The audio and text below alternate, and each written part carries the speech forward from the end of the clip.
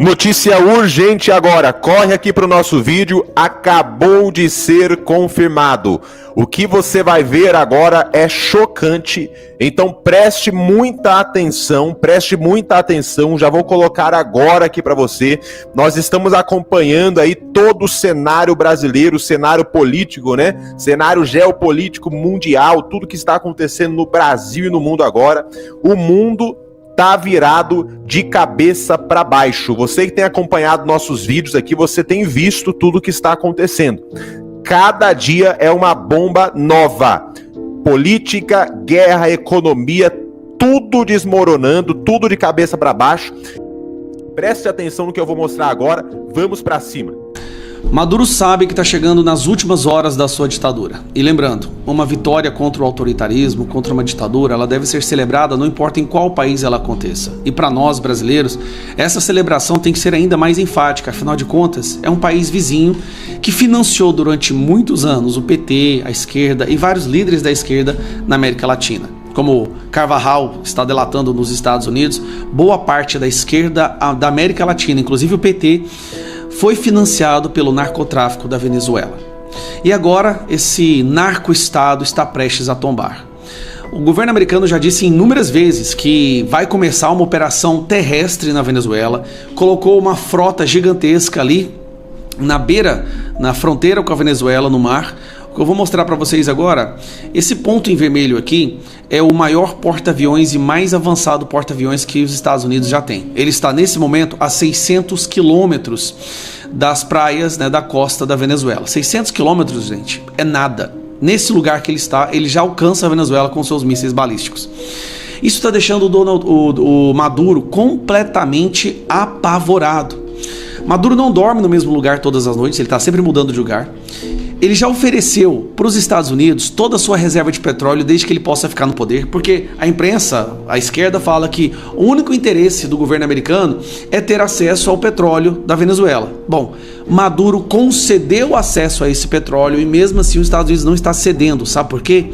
Porque a guerra não é para conquistar o petróleo, pegar o petróleo da Venezuela. Essa guerra é para acabar com o narco-estado que a Venezuela virou, que inclusive financia a esquerda na América Latina. Então, Donald Trump, que lá atrás estava todo de peito estufado, né, querendo enfrentar, disse que ia acabar com os americanos, soltou vídeos aí armando população, que na verdade eram senhorinhas funcionárias públicas que não sabem nem segurar um fuzil, né, muito menos uma pedra, como diz aquelas analistas, né? Donald Trump agora jogou todo mundo que apoia ele, que na verdade aqui você tem só funcionários e parasitas do Estado, familiares dos parasitas do Estado, tá bom? Ele juntou essa galera para fazer um comício e surtou. No meio do comício dele, gente, ele começa a cantar Imagine, do John Lennon. Assim, é uma coisa surreal que a gente está testemunhando, o cara está realmente fora de si. E o MST disse que vai mandar a gente para a Venezuela para lutar com ele. Inclusive, o Lula saiu do evento da COP30 para ir lá na Colômbia prestar solidariedade a esse cara, um narcotraficante, um ditador, que vai ser derrubado em questão de dias. Olha o que o Maduro fez. Peace, peace, peace. Não, olha o desespero do cara. Hacer todo por la paz. Como decía John Lennon, ¿no? Alfred Nazaré, ¿cómo era la canción de John Lennon? Imagine us people. Os people.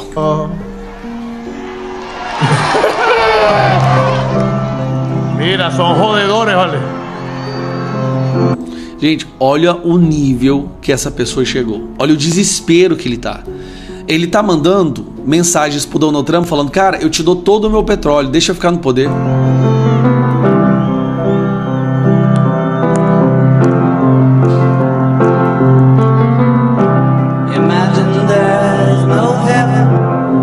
Gente do céu, como é que a pessoa chega nesse buraco? E aí ele toca a música. Essa senhora, cara. A minha preocupação, sabe o que é?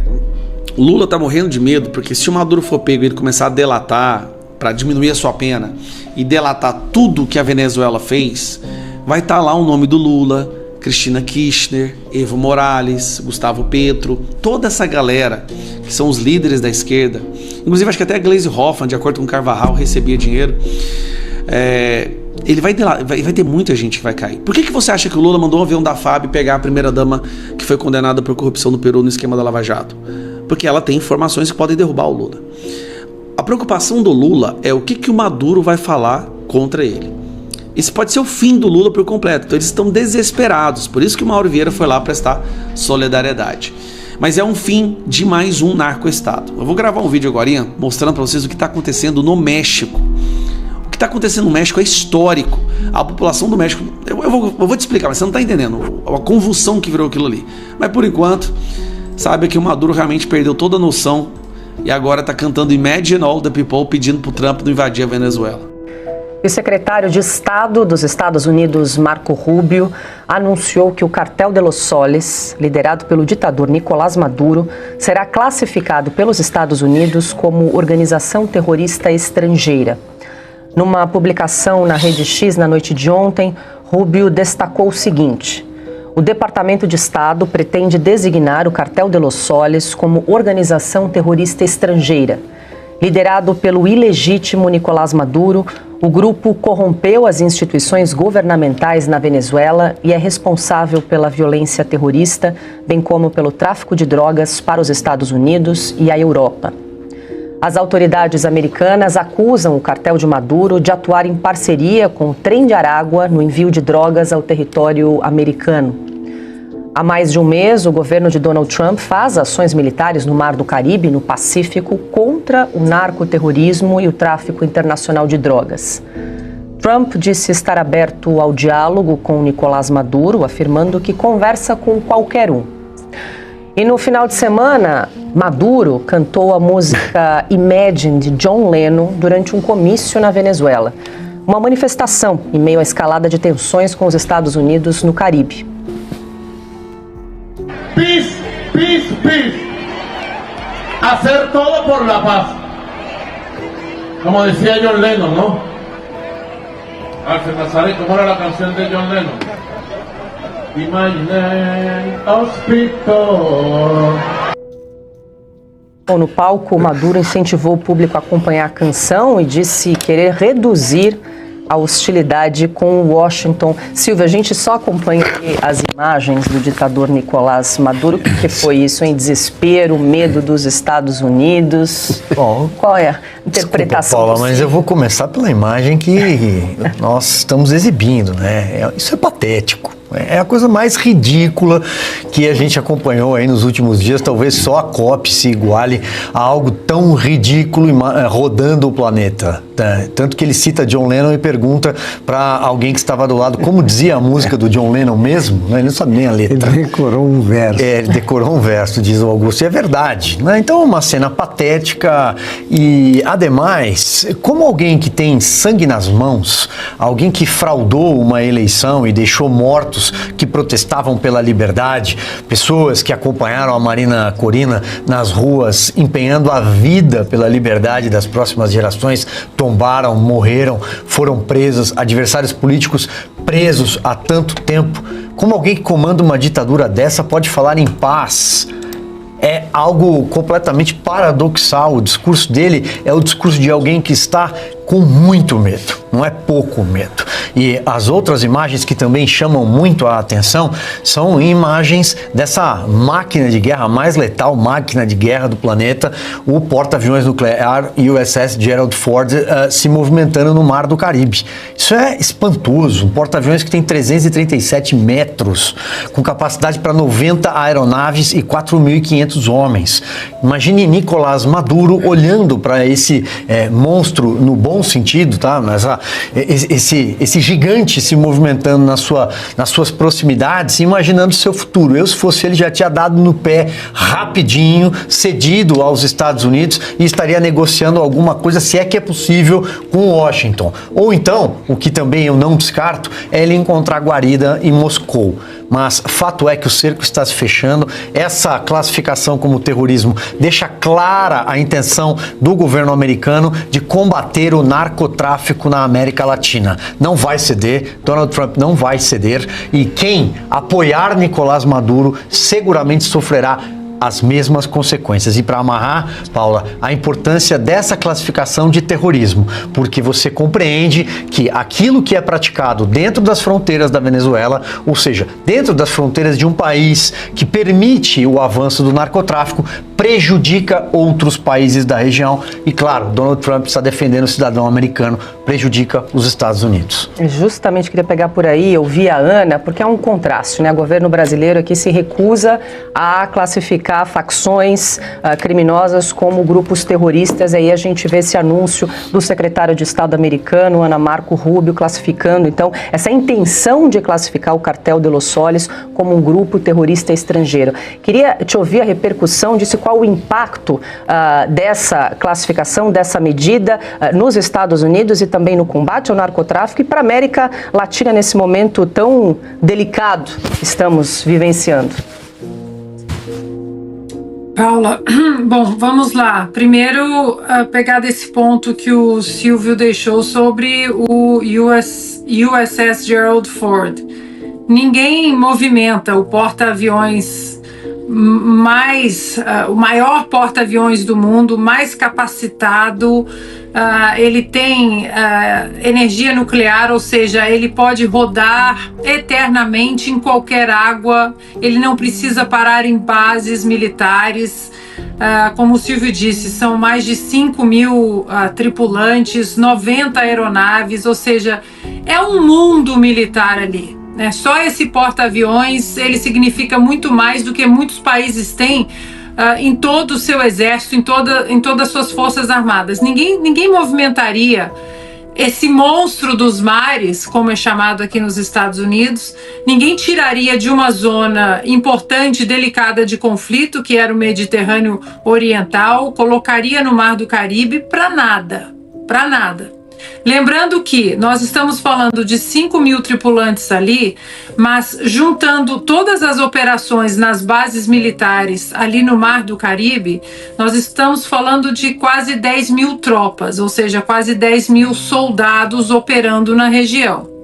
Essa semana, os Estados Unidos fizeram exercícios militares com Trinidad e Tobago, 20 quilômetros da Venezuela, ou seja, o discurso do Maduro, a fala do Maduro é agora o comportamento de quem está com medo, de quem está emparedado.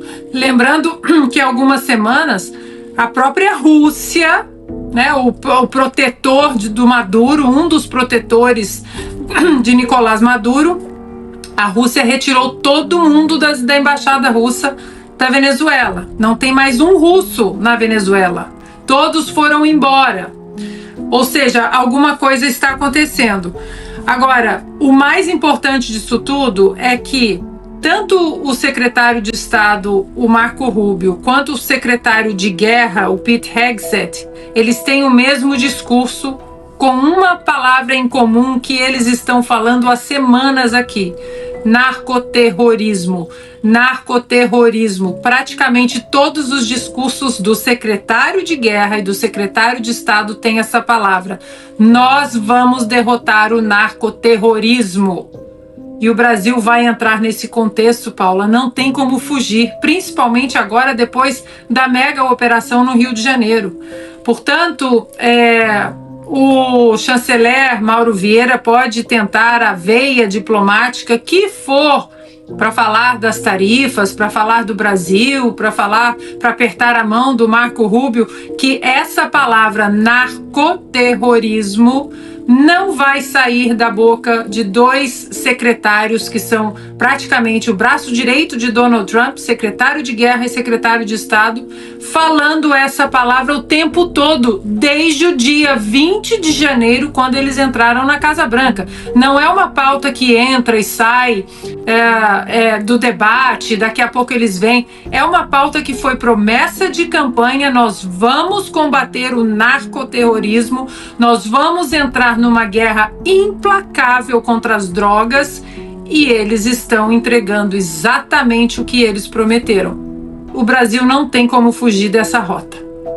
Augusto, Donald Trump esse final de semana disse que estaria aberto ao diálogo, inclusive para conversar com Nicolás Maduro. Eu acho que não tem muita margem para diálogo, não, e eu noto o seguinte: ocorreu há uma diferença muito grande entre o que havia no século passado e agora, quanto ao tratamento dispensado a ditadores.